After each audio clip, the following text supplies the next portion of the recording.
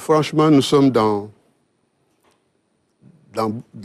une situation assez difficile, assez complexe. Je disais tout à l'heure que ceux qui nous gouvernent aujourd'hui doivent apprendre à prendre de la hauteur et à aller plus loin que leurs devanciers. C'est-à-dire que moi, ce que je mets en avant, surtout dans ces questions, c'est, puisqu'on est dans l'humain, c'est la perfection qu'on doit rechercher toujours. Le meilleur, une meilleure démocratie, un meilleur fonctionnement, un meilleur humain. Je parlais tout à l'heure d'anoblissement. Ça doit être la recherche de ce qui gouverne un pays. Et quand on a traversé ce qu'on a traversé et qu'on en vienne à une nouvelle attenance, ceux qui ont en charge cette nouvelle attenance doivent faire dans le nouveau, dans le meilleur, dans un meilleur respect des lois, des libertés fondamentales. Mais depuis qu'ils sont là, les manifestations sont interdites, les gens sont pourchassés, c'est la chasse à l'homme. Comment dirais-je, les activistes, les journalistes, les politiques, c'est quelque chose qui peut surprendre. Mais moi, je lis ça à travers ce que j'appellerais leur ADN politique. Mais là, ils peuvent quand même vous rétorquer, ils le disent d'ailleurs. Oui. Dans une période récente, entre 2021 et 2023, il y a eu des dérives du régime sortant. C'est pourquoi je disais... Dans le même contexte. C'est pourquoi dans un contexte similaire, je veux dire. Non. C'est pas... Je disais tout à l'heure que... Beaucoup de gens sont allés en prison pendant cette période-là aussi. Oui, mais on n'a jamais eu dans ce pays le déclenchement d'une insurrection depuis 2021. Et ceux-là qui l'ont fait l'ont dit clairement. Nous sommes en révolution. Ça, c'est la première phase. Cette première vague que vous venez de vivre, février 2021, la seconde sera plus dévastatrice. Et ce ne sont pas des lubies, ce n'est pas moi, c'est quelque chose que j'invente, ce n'est pas de la fiction. Nous avons vécu une période extrêmement violente, extrêmement grave, où des bus ont été calcinés, des cocktails Molotov ont été jetés dans des bus, des filles sont mortes. Une université, Cheikh Anta Diop, a été mise à feu. Ça ne s'est jamais vu dans ce pays. Attendez, je termine. Mais vous, la presse elle-même n'a jamais été aussi attaquée violemment, physiquement, et des véhicules même, leur appartenant brûlés, des maisons d'individus brûlés, des stations-service.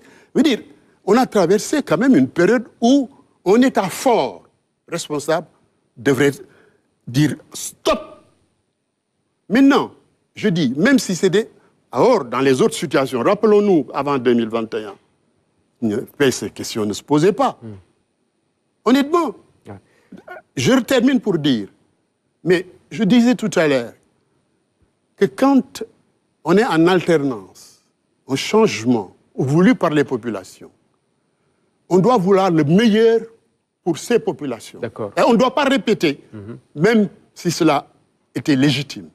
Répéter des erreurs si cela existe. D'accord, on ne doit pas être dans une posture de vengeance et autres, mais c'est fou. Mais quand même, il y a des limites. Il n'y a pas de quand même. À des libertés non. Je veux dire. De ce point de vue, on n'a pas de problème du point de principe.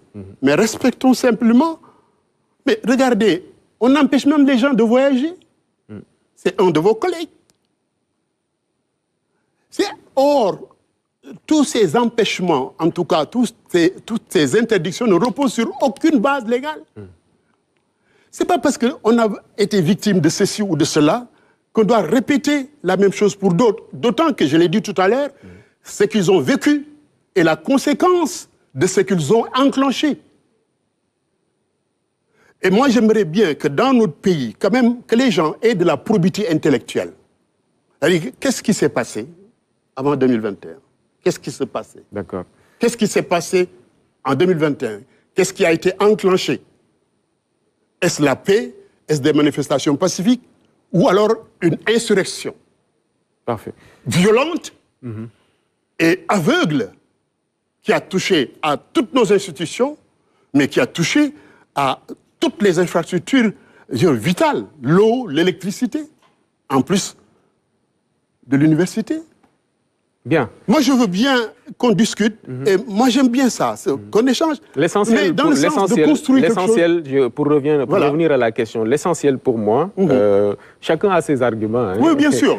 Bien entendu, Voilà. vous m'écoutez comme vous écoutez d'autres. Maintenant, la question pour en revenir, c'est qu'est-ce qu'il faut faire pour au moins que les gens exercent leur liberté tout en savant, tout en sachant qu'il y a des limites à ne pas franchir. Voilà. Et ça convoque ce que nous disons, nos slogans. Réew dañ koy penco. Kenn du ko paajo.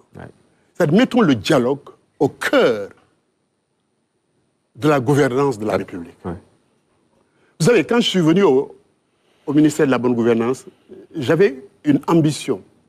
Et je l'ai déclinée d'ailleurs en projet pour un forum national de dialogue autour de cette question. Pourquoi? Pour mettre l'homme au cœur, la population au cœur de cette affaire. Pour mettre même nos langues nationales au cœur de cette question. Je crois qu'aujourd'hui, ce qu'il nous faut, il faut vraiment un dialogue sur les règles même de vie dans cet espace politique. Pour que les gens comprennent là où il faut s'arrêter pour le mieux vivre de la nation. Très bien. Parce qu'on ne peut pas construire une nation pour le progrès, pour son épanouissement, dans la défante et dans le gatsa-gatsa.